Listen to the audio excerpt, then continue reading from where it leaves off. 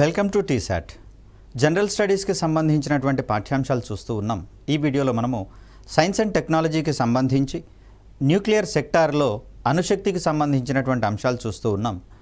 దీంట్లో భాగంగా భారతదేశంలో ఏర్పాటైనటువంటి రియాక్టర్లకు సంబంధించి, అదేవిధంగా అణుశక్తిని ఏ రకాలైనటువంటి ప్రయోజనాల కోసం ఉపయోగించుకునేటటువంటి అవకాశం ఉందో తెలుసుకునేటటువంటి ప్రయత్నం చేద్దాం. అదేవిధంగా భారతదేశంలో అణుశక్తికి సంబంధించినటువంటి అణు విద్యుత్తును అధికంగా ఉత్పత్తి చేసేటటువంటి క్రమంలో మనం ఏర్పాటు చేసుకుంటున్నటువంటి క్రమంలో మరి ఏ రకాలైనటువంటి రియాక్టర్స్ ఏ ప్రాంతాల్లో ఏర్పాటై ఉన్నాయి, మరి వీటికంటే ముందల భారతదేశం ప్రతిష్టాత్మకంగా పరిశోధనా రియాక్టర్లను ఏర్పాటు చేసుకుంది. వాటి యొక్క ఉద్దేశాలు ఏంటి, అవి ఏ స్థానాలలో ఏర్పాటై ఉన్నాయి, వీటికి సంబంధించినటువంటి అంశాలు తెలుసుకునే ప్రయత్నం చేద్దాం. సో ఇక్కడ అణుశక్తిని ప్రధానంగా చూస్తే అనేక రంగాలలో ఉపయోగించేటటువంటి ప్రయత్నం చేస్తూ ఉన్నాం. ముఖ్యంగా చూస్తే పారిశ్రామిక రంగంలో, వైద్య రంగంలో, వ్యవసాయ రంగంలో, ఇతర శక్తి అవసరాల కోణంలో కూడా వీటిని ఉపయోగిస్తున్నటువంటి పరిస్థితులలో పారిశ్రామికంగా అణుశక్తికి సంబంధించినటువంటి అనువర్తనాలు కనుక మనం గమనిస్తే ట్రీటియం అనేటటువంటిది హైడ్రోజన్ యొక్క ఐసోటోపుగా మనం చెప్తాం.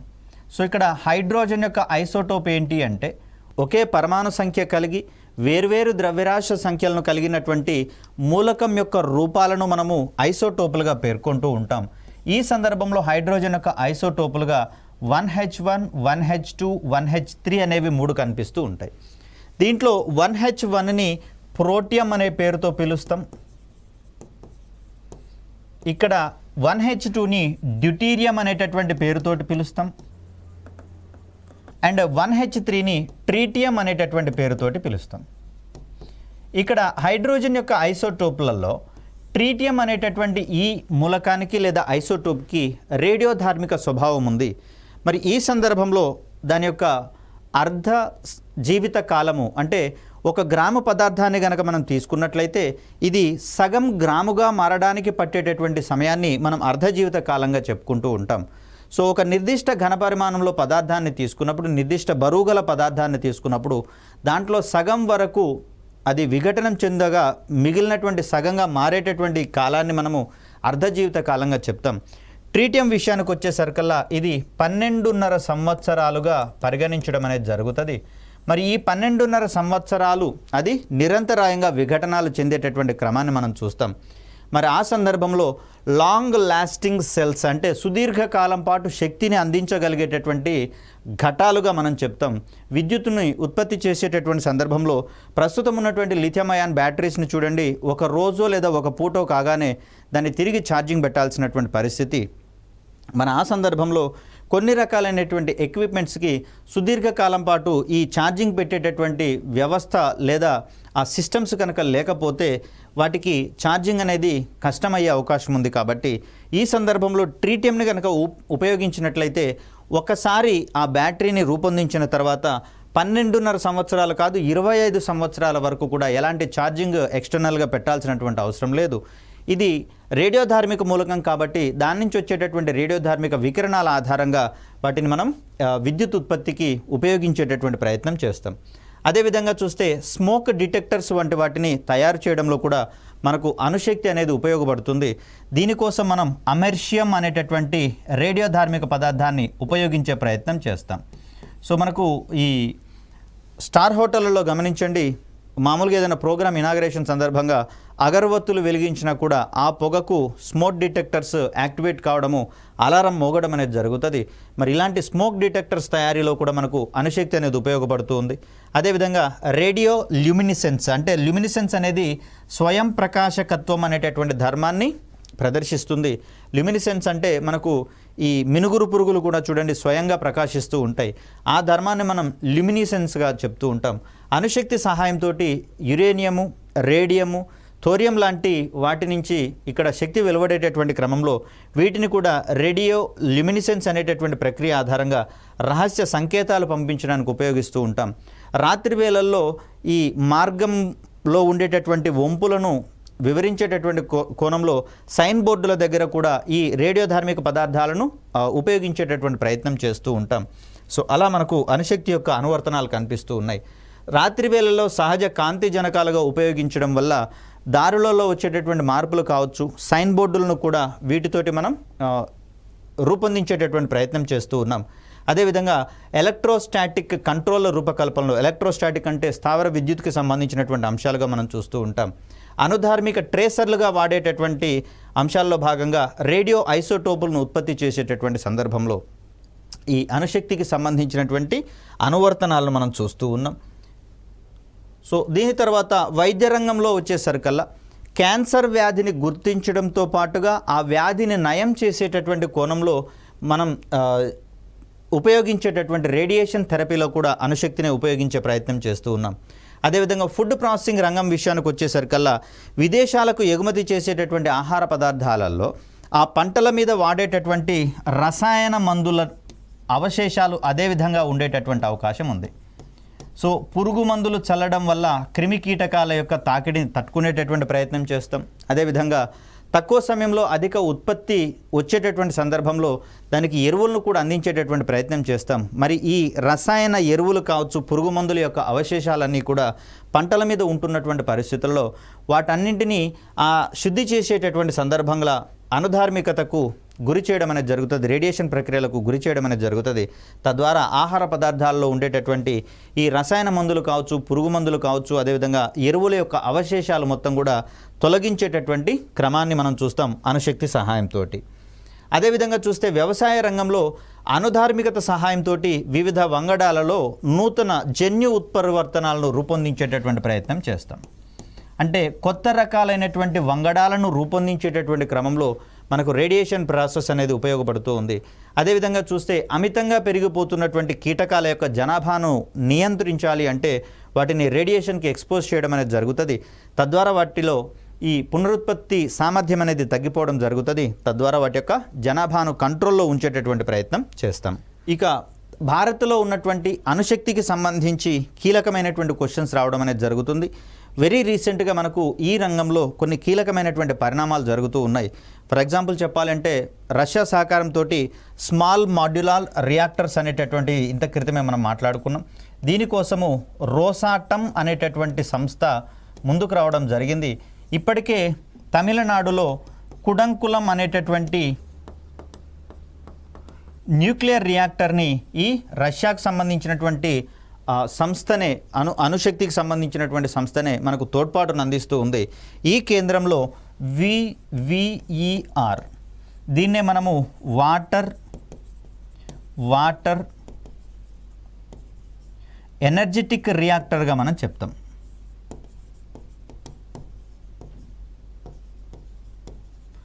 సరే, ఇక్కడ వి ఉంది కదా, మరి వాటర్ అన్నప్పుడు డబ్ల్యూ రావాలని చెప్పేసి మాత్రం అనుకోమాకండి. ఇక్కడ వి అనేది రష్యన్ లాంగ్వేజ్లో వాటర్ అనేటటువంటి పదాన్ని వి అనేటటువంటి అక్షరంతో స్టార్ట్ అయ్యే పదంగా మనం చెప్తాం.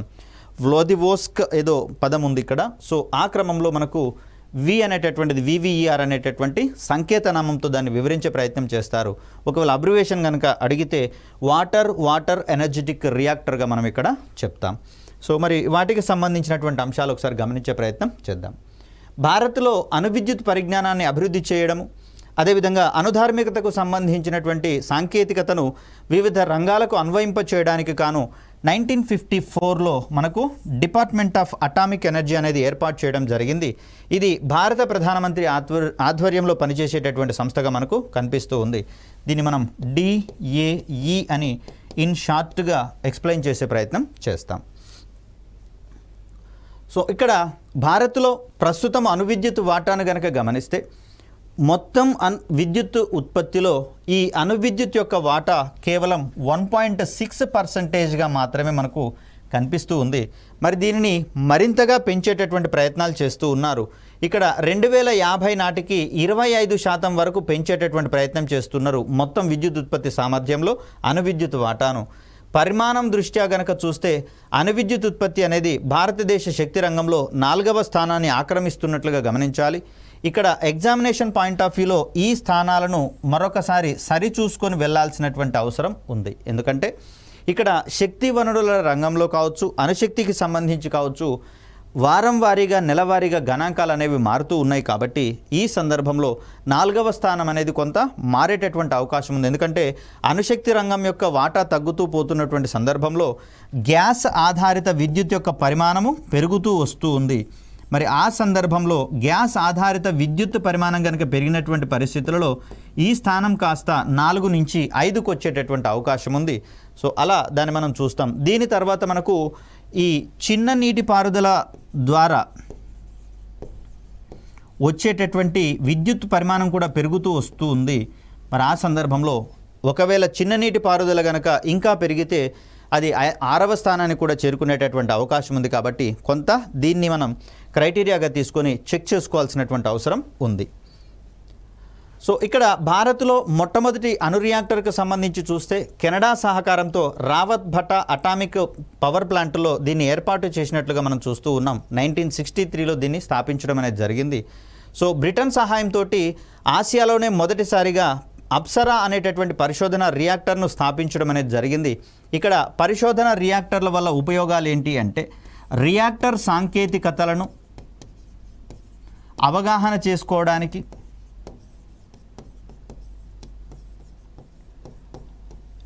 అదేవిధంగా మానవ వనరులకు అవసరమైనటువంటి శిక్షణను అందించడము, మానవ వనరులకు శిక్షణ, దీనితో పాటుగా ఐసోటోప్ల తయారీకి, అదేవిధంగా న్యూట్రాన్ అనాలిసిస్కి అంటే న్యూట్రాన్ల యొక్క ప్రవర్తన మీద విశ్లేషణ చేయడానికి మనము దీన్ని ఉపయోగించేటటువంటి ప్రయత్నం చేస్తూ ఉన్నాం పరిశోధన రియాక్టర్లను. సో భారత్లో తొలిసారిగా రూపొందించినటువంటి రియాక్టర్గా, పరిశోధన రియాక్టర్గా మనకు అప్సరా రియాక్టర్ అనేది కనిపిస్తూ ఉంది. మొత్తంగా చూస్తే కెనడాలో ఉన్నటువంటి క్యాండు అనేటటువంటి రియాక్టర్ను పోలి ఉన్నటువంటి ఒక రియాక్టర్లుగా మనకి ఇక్కడ కనిపిస్తూ ఉన్నాయి. సో ఇలా మనకు 1963లో భారతదేశంలో అణుశక్తికి సంబంధించినటువంటి విద్యుత్ ఉత్పత్తి కార్యక్రమాలు అనేవి వేగం పుంజుకోవడం అనేది జరిగింది. సో ఇక్కడ అణుశక్తికి సంబంధించి చూస్తే మనకు NPCIL అనేటటువంటి ఒక సంస్థ ఉంది. Nuclear power corporation of India limited అనేటటువంటి ఈ సంస్థ ఆధ్వర్యంలో మనకు అణు విద్యుత్కి ఉత్పత్తికి సంబంధించినటువంటి కార్యక్రమాలు టేకప్ చేయబడతాయి. అణుశక్తి రంగంలో మానవ వనరులకు శిక్షణ అందించే కోణంలో రేడియో ఐసోటోప్లపై అవసరమైన పరిశోధనలు జరపడానికి, ఇతర శాంతియుత ప్రయోజనాల కోసము పరిశోధన రియాక్టర్లు అనేవి మనకి ఇక్కడ ఉపయోగపడుతూ ఉన్నాయి. సో వీటి సహాయంతో అణు విద్యుత్ ఉత్పత్తి కోణంలోనే కాదు, వైద్యపరమైనటువంటి అంశాలలో భాగంగా కూడా వీటిని పరిశోధన కోసం ఉపయోగించేటటువంటి ప్రయత్నం చేస్తారు. సో ఇక్కడ పరిశోధన రియాక్టర్లకు సంబంధించి చూస్తే మనకు 2 క్షేత్రాలలో ఈ పరిశోధన రియాక్టర్లు అనేవి ఉన్నాయి. ఒకటేమో ముంబైలోని ట్రాంబేలో ఉన్నటువంటి బాబా అటామిక్ రీసెర్చ్ సెంటర్లో కొన్ని పరిశోధన రియాక్టర్లు ఉంటే, మరొకటి తమిళనాడులో ఉన్నటువంటి కల్పకంలోని IGCAR Indira Gandhi centre for atomic research అనేటటువంటి సంస్థ ఆధ్వర్యంలో మరికొన్ని పరిశోధన రియాక్టర్లు అనేవి పనిచేస్తూ ఉన్నాయి. సో ఇక్కడ బార్కులో ఉన్నటువంటి రియాక్టర్లు ఇవన్నీ. సో దీంట్లో అప్సరాను కనుక గమనిస్తే ఇది 1 మెగావాట్ విద్యుత్ ఉత్పత్తికి ఉపయోగించబడినటువంటి మన రియాక్టర్గా మనం చూస్తాము. దీంట్లో ఎన్రిచ్డ్ యురేనియాన్ని మనం ఇంధనంగా వాడుకోవడం అనేది జరిగింది. సో ఇక్కడ సహజ యురేనియం మరియు ఎన్రిచ్డ్ యురేనియం అనేటటువంటి 2 అంశాలు మనకి ఇక్కడ కనిపిస్తూ ఉన్నాయి. దీంట్లో సహజ యురేనియం మరియు ఈ ఎన్రిచ్డ్ యురేనియంలలో యురేనియము 235 ప్లస్ యురేనియం 238 ఈ 2 మూలకాల యొక్క పరమాణువులు అనేవి ఉండడం జరుగుతుంది. ఇవి 2 రేడియోధార్మిక మూలకాలే, కానీ ఇక్కడ యురేనియం 235 అనేది నేరుగా కేంద్రక విచ్ఛిత్తులో పాల్గొంటుండగా యురేనియం 238 అనేది నేరుగా కేంద్రక విచ్ఛిత్తులో పాల్గొనదు. అలాంటి సందర్భంలో యురేనియం 235ని విచ్ఛిత్తిశీల పదార్థము లేదా ఫిస్సైల్ మెటీరియల్గా మనం చెప్తాం. మరి ఆ సందర్భంలో విచ్ఛిత్తి ప్రక్రియలో నేరుగా పాల్గొననటువంటి యురేనియం 238 అనేది విచ్ఛిత్తిశీల పదార్థం కాదు, నాన్ ఫిస్సైల్ మెటీరియల్గా దీన్ని మనం చెప్తాం. మరి ఆ సందర్భంలో వీటి వల్ల ఏంటి ఉపయోగము అంటే, సహజ యురేనియంలో యురేనియం 238 యొక్క పార్ట్ 99% మనకు కనిపిస్తూ ఉంటే 99.2% అనేది కనిపిస్తూ ఉంటే, ఇక్కడ యురేనియం 235 యొక్క పర్సంటేజ్ మనకు కేవలము 0.8% మాత్రమే కనిపిస్తుంది.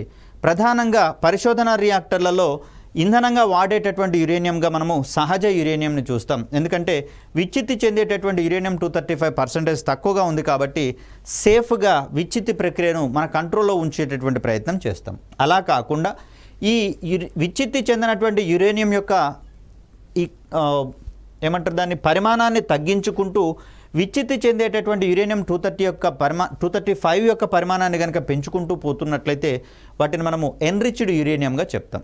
ఇక్కడ పూర్తి స్థాయిలో 90% వరకు గనక యురేనియం 235 గనక ఉంటే దాన్ని హైలీ ఎన్రిచ్డ్ యురేనియం HEUగా చెప్తాము.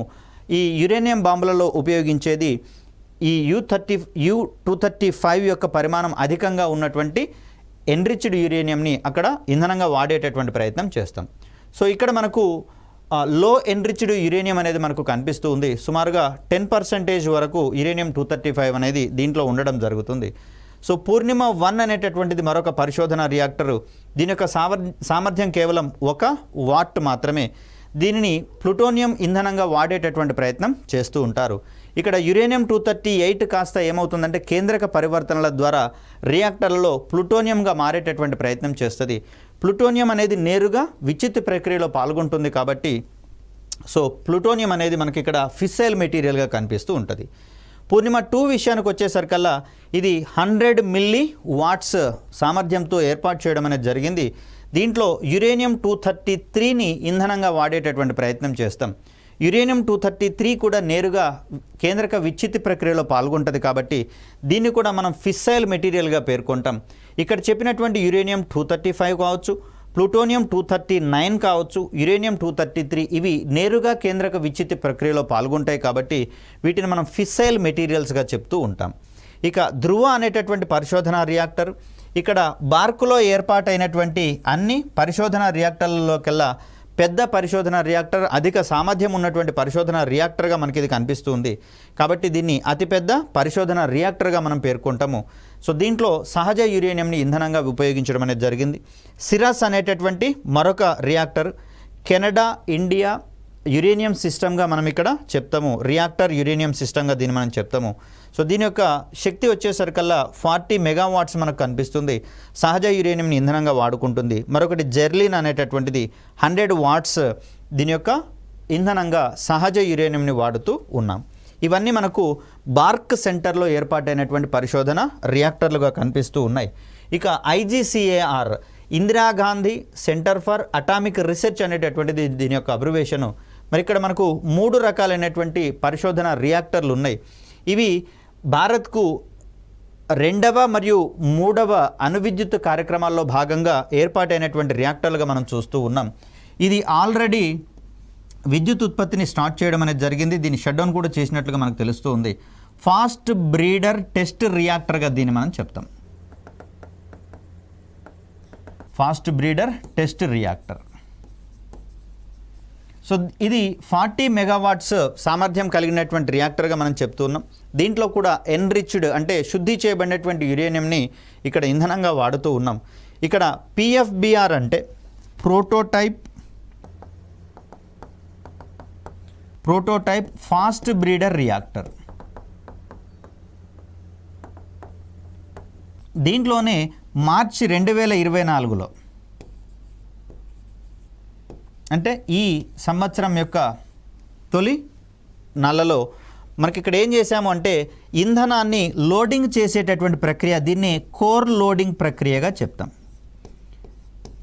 కోర్ అంటే ఇంధనాన్ని నింపేటటువంటి ప్రక్రియగా దీన్ని మనం చెప్తాము. ఈ కోర్ లోడింగ్ ప్రక్రియ పూర్తయిన తర్వాత రియాక్టర్ క్రిటికాలిటీకి చేరుకుంటుంది అని చెప్తారు. అంటే రియాక్టర్ నుంచి విద్యుత్ ఉత్పత్తి కనుక ప్రారంభమైతే దాన్ని ఆ రియాక్టర్ క్రిటికాలిటీ స్థితికి చేరుకుందని చెప్పేసి చెప్తారు. సో PFBRలో ప్రస్తుతము కోర్ లోడింగ్ ప్రక్రియ స్టార్ట్ అయింది. త్వరలోనే అది క్రిటికాలిటీకి చేరుకునేటటువంటి అవకాశం ఉంది. దీని యొక్క సామర్థ్యము 500 మెగావాట్లు. ఇది 2010 వరకే దీన్ని ఏర్పాటు చేయాలని చెప్పేసి అనుకున్నారు, కానీ కాలయాపన జరుగుతున్నటువంటి పరిస్థితులు కనిపిస్తూ ఉన్నాయి. దీంట్లో మిక్స్డ్ ఆక్సైడ్స్ ఆఫ్ యురేనియం అనేటటువంటి దాన్ని ఇంధనంగా వాడేటటువంటి ప్రయత్నం చేస్తూ ఉన్నారు. ఇక మరొకటి కామిని అనేటటువంటి రియాక్టర్గా మనం చూస్తూ ఉన్నాం. కల్పకం మినీ రియాక్టర్గా దీన్ని మనం చూస్తాం. సో కల్పకంలో ఇక్కడ ఉన్నటువంటి మినీ కలుపుకొని ఇక్కడ మనం కామిని అనేటటువంటి పేరుతో చూస్తూ ఉన్నాం. ఇది 3వ దశ అణువిద్యుత్ కార్యక్రమంలో భాగంగా యురేనియం 233ని ఉపయోగించుకునేటటువంటి ప్రయత్నం చేస్తుంది. దీని యొక్క సామర్థ్యం కేవలము 30 కిలోవాట్లే. సో ఇక్కడ యురేనియం-233 ఆధారిత రియాక్టర్లను ఏర్పాటు చేసుకునేటటువంటి క్రమంలో భాగంగా భారతీయ విద్యుత్ నభీకియా లిమిటెడ్, దీన్నే మనము భావిని అనేటటువంటి పేరుతోటి చెప్తాము, భారతీయ విద్యుత్ నిగమ్ లిమిటెడ్ లేదా భారతీయ విద్యుత్ నభీకియా లిమిటెడ్ అనేటటువంటి పేరుతోటి దీన్ని చెప్తాం. ఇది కూడా తమిళనాడులోని కల్పకంలో ఏర్పాటైనటువంటి సంస్థ. మరి కామిన్ అనేటటువంటి రియాక్టర్ వంటి వాటి ఆధ్వర్యంలో యురేనియం-233 ఆధారిత సాంకేతికతలను అభివృద్ధి చెందించడానికి దీన్ని ఏర్పాటు చేసుకోవడం జరిగింది. మరి ఇక్కడ ఫాస్ట్ బ్రీడర్ అనేటటువంటి దీన్ని ప్రజనన రియాక్టర్లు అనేటటువంటి పేరుతోటి పిలుస్తారు. సో ఫాస్ట్ బ్రీడర్ అంటే శీఘ్ర ప్రజనన రియాక్టర్లుగా చెప్తాం. ప్రజనన అంటే దానికి అవసరమైనటువంటి ఇంధనాన్ని అదే సమకూర్చుకోవడం అనే పేరుతోటి మనం చెప్తాం. వాస్తవానికి రియాక్టర్లలో ఇంధనాన్ని ఉపయోగించేటటువంటి సందర్భంలో ఇంధనం ఖర్చు అవుతున్న కొద్దీ తిరిగి ఇంధనాన్ని నింపేటటువంటి ప్రక్రియలో దాన్ని చూడాల్సి వస్తుంది. కానీ ఫాస్ట్ బ్రీడర్ రియాక్టర్లు ఏం చేస్తాయంటే దాంట్లో ఇంధనాన్ని వాడుకుంటూనే మరికొంత యురేనియంని అందులో కనుక అందుబాటులో ఉంచినట్లయితే దాన్ని అవసరమైనటువంటి ఇంధనంగా మార్చుకునేటటువంటి ప్రయత్నం చేస్తాయి. అలా వీటిని మనము శీఘ్ర ప్రజనన రియాక్టర్లుగా మనం పేర్కొనే ప్రయత్నం చేస్తాం.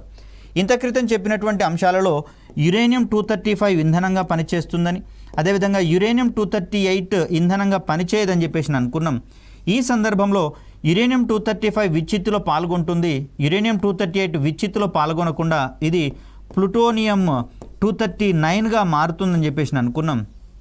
ఈ ప్లూటోనియం-239 ఇంధనంగా ఉపయోగపడుతుంది కాబట్టి మరి ఈ సందర్భంలో ప్లూటోనియం ఆధారిత రియాక్టర్లలో ప్లూటోనియంతో పాటుగా మరికొంత పరిమాణంలో యురేనియం-238ను కూడా అందుబాటులో ఉంచినట్లయితే ప్లూటోనియం అందుబాటులో ఉన్న అంతవరకు ఇంధనంగా ఉపయోగపడుతుంది.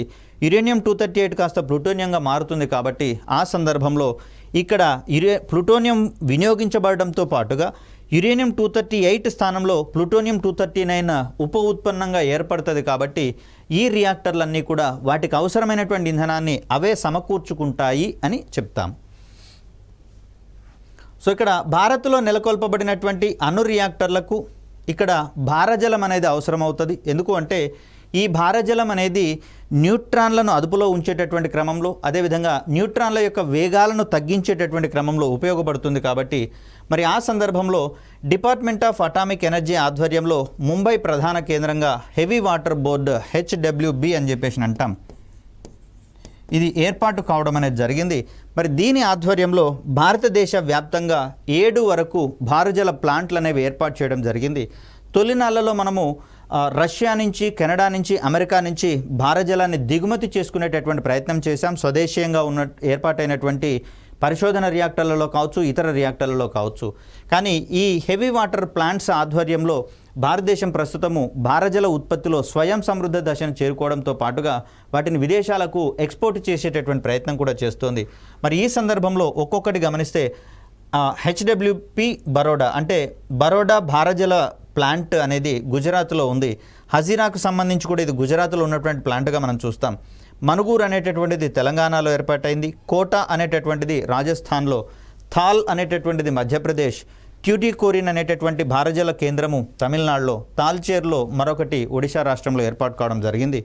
దీంట్లో మొట్టమొదటిది మనకు పంజాబ్ రాష్ట్రంలో నంగల్ అనేటటువంటి ప్రాంతంలో ఏర్పాటైనటువంటి భారజల ప్లాంట్ మనకు కనిపిస్తూ ఉంది. మొట్టమొదటగా ఇక్కడే ఏర్పాటు చేయడం జరిగింది. తదనంతర కాలంలో ఈ 7 కేంద్రాల నుంచి భారజలాన్ని ఉత్పత్తి చేసేటటువంటి ప్రయత్నం చేస్తూ ఉన్నాం. ఇక్కడ భారత్లో అణ్వస్త్ర పరీక్షలు కూడా చేపట్టుకోవడం అనేది జరిగింది. ప్రపంచ దేశాల యొక్క ఆంక్షలను ఇది పట్టించుకోకుండా తనదైనటువంటి శైలిలో ఇక్కడ ఈ అణ్వస్త్ర పరీక్షలు చేపట్టడం అనేది జరిగింది.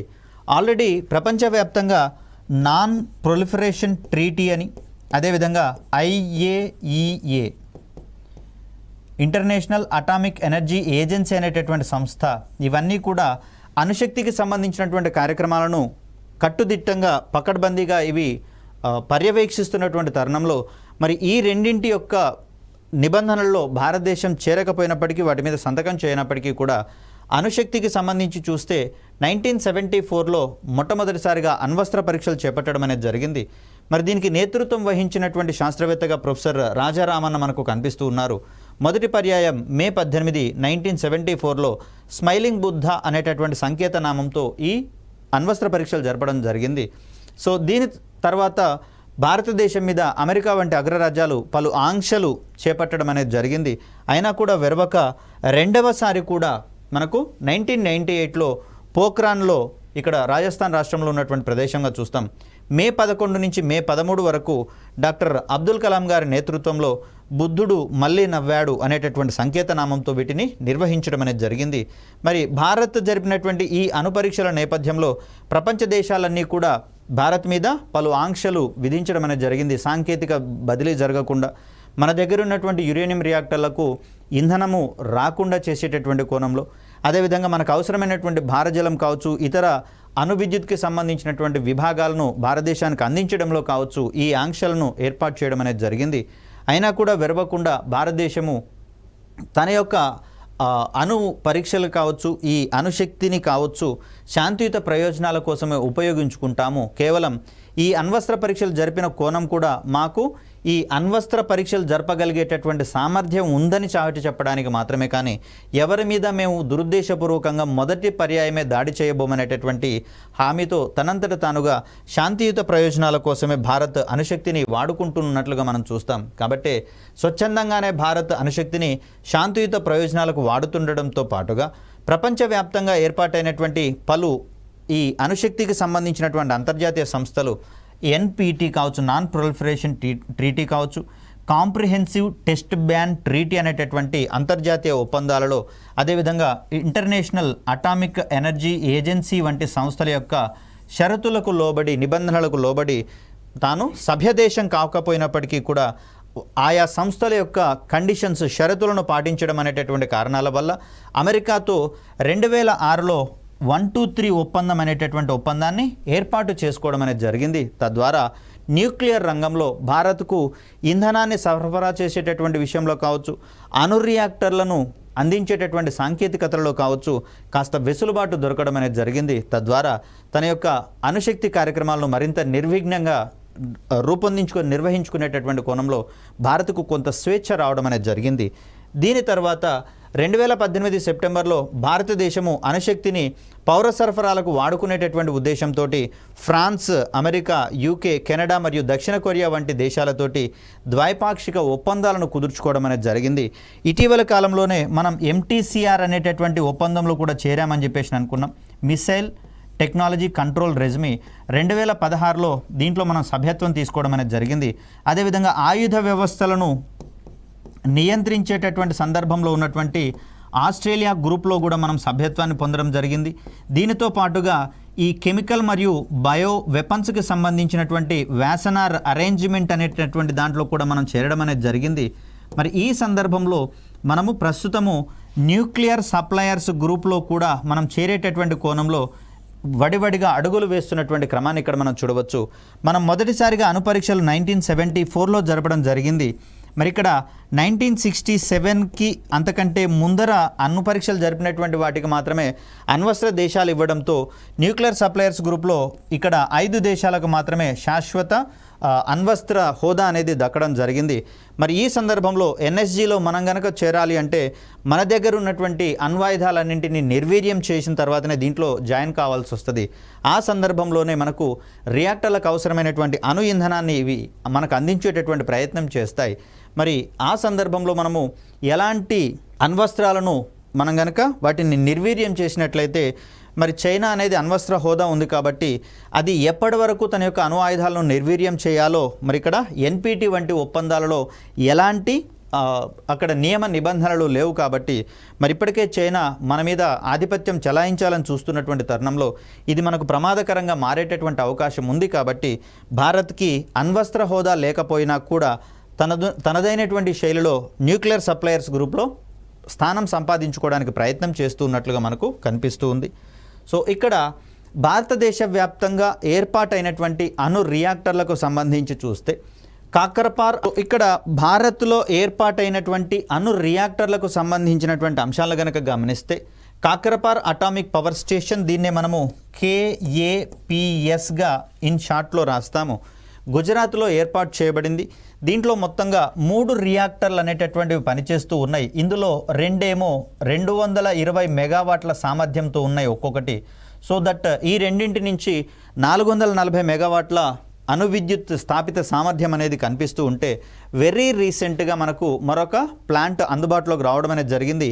ఈ ఒక్క ప్లాంట్ యొక్క సామర్థ్యం మనకు 700 మెగావాట్లుగా కనిపిస్తూ ఉంది. కాబట్టి మొత్తంగా ఇక్కడ కాకరపార్ అటామిక్ పవర్ స్టేషన్లో 1140 మెగావాట్ల స్థాపిత సామర్థ్యం అనేది మనకు కనిపిస్తూ ఉంది. దీని తర్వాత నరోరా అటామిక్ పవర్ స్టేషన్ అనేది ఉత్తరప్రదేశ్లో ఉంది. దీంట్లో 2 యూనిట్లు అనేవి పనిచేస్తున్నాయి, అది రియాక్టర్లు. సో ఇక్కడ మొత్తం స్థాపిత సామర్థ్యం 440, ఒక్కొక్క దాన్ని 220 మెగావాట్లుగా మనం చూస్తూ ఉన్నాం. ఇక మరొకటి కుడంకులం న్యూక్లియర్ పవర్ స్టేషన్ అనేది తమిళనాడులో ఉంది. దీంట్లో 2 రియాక్టర్లు ప్రస్తుతం పనిచేస్తూ ఉన్నాయి. ఒక్కొక్క దాని సామర్థ్యం 1000 మెగావాట్లు కాగా రెండింటిది కలిపి 2000 మెగావాట్లు. సో అత్యధిక స్థాపిత అణువిద్యుత్ సామర్థ్యం ఉన్నటువంటి పవర్ ప్లాంట్ ఏంటిది అన్నప్పుడు మనం కుడంకులం న్యూక్లియర్ పవర్ స్టేషన్కి చెప్పాల్సి వస్తుంది. మరొక 2 రియాక్టర్లు ప్రస్తుతం ఇక్కడ కన్స్ట్రక్షన్ ఫేజ్లో ఉన్నాయి. అవి కూడా వచ్చినట్లయితే మనకు మొత్తంగా 4000 మెగావాట్ల స్థాపిత సామర్థ్యం అనేది కుడంకులం న్యూక్లియర్ పవర్ స్టేషన్కి వచ్చేటటువంటి అవకాశం ఉంది. ఇక కైగా జనరేటింగ్ స్టేషన్ కర్ణాటకలో ఉంది. ఇక్కడ 4 రియాక్టర్లు ఉన్నాయి, ఒక్కొక్కటి 220 మెగావాట్ల స్థాపిత సామర్థ్యంతో మొత్తంగా 880 మెగావాట్లు అనేది ఇక్కడ స్థాపిత సామర్థ్యం చూస్తున్నాం.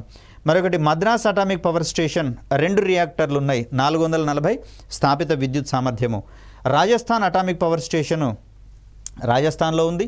సో దీన్నే మనం మరో రకంగా రావత్ భట్ట అనేటటువంటి పేరుతోటి కూడా చెప్తాము. సో ఇది 6 రియాక్టర్లు అనేవి ఇక్కడ మనకు కనిపిస్తూ ఉన్నాయి. 1180 మెగావాట్ల స్థాపిత విద్యుత్ సామర్థ్యం కనిపిస్తుంది. మరొకటి తారాపూర్ అటామిక్ పవర్ స్టేషన్ మహారాష్ట్రలో ఉంది. ఇక్కడ 4 పవర్ ప్లాంట్లు మనకు కనిపిస్తూ ఉన్నాయి. సో దీంట్లో 1400 మెగావాట్ల స్థాపిత సామర్థ్యం కనిపిస్తూ ఉంది. మొత్తంగా చూస్తే మనకు వెరీ రీసెంట్గా యాడ్ అయినటువంటి దీని సహాయంతో 23 న్యూక్లియర్ రియాక్టర్లు అనేవి పనిచేస్తూ ఉన్నట్లుగా మనం చూస్తూ ఉన్నాం. ఈ 23 రియాక్టర్ల సహాయంతో భారతదేశం యొక్క మొత్తం పూర్తి అణువిద్యుత్ స్థాపిత సామర్థ్యం 7480 రావడం అనేది జరిగింది. దీన్ని 2031 నాటికి మనము 2031 నాటికి 22,000కు పైగా మెగావాట్లకు మించినటువంటి స్థాపిత విద్యుత్ సామర్థ్యాన్ని సాధించాలని చెప్పేసి నిర్దేశించుకుంటూ ఉన్నాం. ఈ క్రమంలో మనకు ఇప్పటికే ఏర్పాటైనటువంటి రియాక్టర్లను అప్గ్రేడ్ చేయడంతో పాటుగా మరికొన్ని చోట్ల కొత్తగా ఈ రియాక్టర్ ప్లాంట్లను ఏర్పాటు చేసుకోవాలని చెప్పేసి నిర్దేశించుకోవడం జరిగింది. వాటన్నిటి యొక్క అనుమతులను వడివడిగా మనము చేపట్టినటువంటి క్రమంలో అవి కూడా త్వరితగతిన ఏర్పాటై అవసరమైనటువంటి విద్యుత్ అవసరాలను తీర్చేటటువంటి క్రమాన్ని ఇక్కడ మనం చూస్తాం. సో అధిక యూనిట్లు ఉన్నటువంటి పవర్ ప్లాంట్గా మనకు రాజస్థాన్ లేదా Rawat Bhatta atomic power station అనేది కనిపిస్తుంది. ఇక్కడ 6 యూనిట్లు కనిపిస్తూ ఉంది. సో అత్యధిక సామర్థ్యం ఉన్నటువంటి స్థాపిత విద్యుత్ సామర్థ్యం ఉన్నటువంటి పవర్ ప్లాంట్గా మనకు కుడంకులం న్యూక్లియర్ పవర్ స్టేషన్ అనేది కనిపిస్తూ ఉంది. అదేవిధంగా ఒకవేళ ఆరోహణ లేదా అవరోహణ క్రమాలలో రాయాల్సి వచ్చినప్పుడు కాకరపార్ అటామిక్ పవర్ స్టేషన్కి 1140 మెగావాట్ల సామర్థ్యం అనేది కనిపిస్తూ ఉంది. సో గరిష్టంగా వస్తే కుడంకులం కనిపిస్తుంది. దీని తర్వాత మనకు తారాపూర్ అటామిక్ పవర్ స్టేషన్ అనేది 1400 మెగావాట్ల సామర్థ్యంతో కనిపిస్తూ ఉంది. దాని తర్వాత మనం రాజస్థాన్ అటామిక్ పవర్ స్టేషన్ 1180 మెగావాట్ల సామర్థ్యం. దీని తర్వాత కాకరపార్ అటామిక్ పవర్ స్టేషన్ 1140 మెగావాట్లుగా మనకు కనిపిస్తూ ఉన్నాయి. మోస్ట్ ప్రాబబ్లీ ఇక్కడ ఉన్నటువంటి అన్ని రియాక్టర్లు కూడా మనకు PHWR రకానికి చెందినవిగా మనం పరిగణిస్తూ ఉంటాం. ప్రెషరైజ్డ్ హెవీ వాటర్ రియాక్టర్లుగా వీటిని మనం చూస్తూ ఉంటే ఇక్కడ మనకు రాజస్థాన్లో ఒక 2 రియాక్టర్లు BWR రకానికి చెందినట్లుగా కనిపిస్తూ ఉన్నాయి. ఈ 2 తప్పించి మిగిలిన అన్ని 4 కూడా PHWR రియాక్టర్లకు సంబంధించినవి. P అంటే ప్రెషరైజ్డ్ హెవీ వాటర్ రియాక్టర్స్గా మనం చెప్తాం. BWR అన్నప్పుడు బాయిల్డ్ వాటర్ రియాక్టర్స్గా మనం చెప్తాం. ఇక కూడంకులంలో ఉన్నటువంటి ఈ 2 రియాక్టర్స్ ఏవైతే ఉన్నాయో వీటిని మనము VVER రియాక్టర్లుగా మనం చెప్తాం. వాటర్ ఎనర్జెటిక్ రియాక్టర్లుగా వీటిని మనం చెప్తాం. సో ఇవి తప్పించి మిగిలిన అన్నీ కూడా మనకు ప్రెషరైజ్డ్ హెవీ వాటర్ రియాక్టర్స్గా చెప్తాం. ఇవన్నీ కూడా మొదటి దశ అణు రియాక్టర్ల కార్యక్రమంలో భాగంగా ఏర్పాటైనటువంటి రియాక్టర్లుగా ప్రెషరైజ్డ్ హెవీ వాటర్ రియాక్టర్స్ అనేవి కనిపిస్తూ ఉన్నాయి. ఇక వీటి తర్వాత మనకు భారతదేశంలో అణుశక్తి రంగంలో కీలక పాత్ర పోషిస్తున్నటువంటి సంస్థలుగా మనకు భాభా అటామిక్ రీసెర్చ్ సెంటర్ ముంబైలో ఉన్నటువంటి కేంద్రము, atomic minerals directorate for exploration and research దీని ఆధ్వర్యంలో ఈ అటామిక్ మినరల్స్ అంటే లోహపు ఖనిజాలను వెలికి తీసేటటువంటి కార్యక్రమాలు, అదేవిధంగా ఎక్కడెక్కడైతే అణు ధార్మిక పదార్థాల యొక్క నిల్వలు ఉన్నాయో భూగర్భంలో వాటిని గమనించేటటువంటి ప్రయత్నం చేస్తారు. ఇంకొకటి Raja Ramanna centre for advanced technology ఇండోర్లో ఉన్నటువంటిది India based neutrino observatory Theni అనేటటువంటి ప్రాంతంలో తమిళనాడులో ఉన్నట్లుగా మనం చూస్తూ ఉన్నాం. దీని తర్వాత మరికొన్ని సంస్థలుగా వేరియబుల్ ఎనర్జీ సైక్లోట్రాన్ సెంటర్స్ అనేటటువంటిది కోల్కతాలో ఉంది. సో ఇది మనకు ఐసోటోప్ల ఉత్పత్తికి కంకణబద్ధమై ఉన్నటువంటి సంస్థగా మనకు కనిపిస్తూ ఉంది. అదేవిధంగా electronics corporation of India limited Kolkata, అదేవిధంగా India rare earths limited Mumbai అనేటటువంటి సంస్థలు ఇవన్నీ కూడా భారతదేశంలో అణుశక్తికి సంబంధించి తమదైనటువంటి తోడ్పాటును అందించేటటువంటి సంస్థలుగా మనం చూస్తూ ఉన్నాం. వీటికి అనుబంధంగా Tata institute of fundamental research లాంటి ప్రైవేటు సంస్థలు కూడా మనకు ఇతోధికంగా ఈ అణుశక్తి కార్యక్రమాల్లో తోడ్పాటును అందిస్తున్నటువంటి సంస్థలుగా మనం చూస్తూ ఉన్నాం. మరి వీటన్నిటి సహకారంతో భారత్ తన ముందున్నటువంటి సో ఈ సంస్థల తోడ్పాటుతో భారత్ తన ముందున్నటువంటి అణుశక్తికి సంబంధించినటువంటి అవకాశాలను అపారం పెంచుకునేటటువంటి ప్రయత్నం చేస్తూ ఉంది. కాబట్టి మనకు యురేనియం 233 అనేటటువంటిది థోరియం నుంచి వెలువడేటటువంటి ఒక ఫిస్సైల్ మెటీరియల్గా మనకు కనిపిస్తూ ఉంది. మరి థోరియం అనేటటువంటిది భారతదేశంలోని కేరళ ప్రాంతాల్లో, అదేవిధంగా తూర్పు పశ్చిమ తీర మైదానాలలో ఇసుకలో మనకు అమితమైనటువంటి నిల్వలు ఉన్నట్లుగా కనిపిస్తూ ఉంది. ప్రపంచవ్యాప్తంగా పావు భాగం నిల్వలు భారతదేశంలోనే ఉన్నట్లుగా మనకు కనిపిస్తుంది. థోరియం అనేటటువంటి మూలకము మోనజైట్ అనేటటువంటి దాని యొక్క ముడి పదార్థం రూపంలో.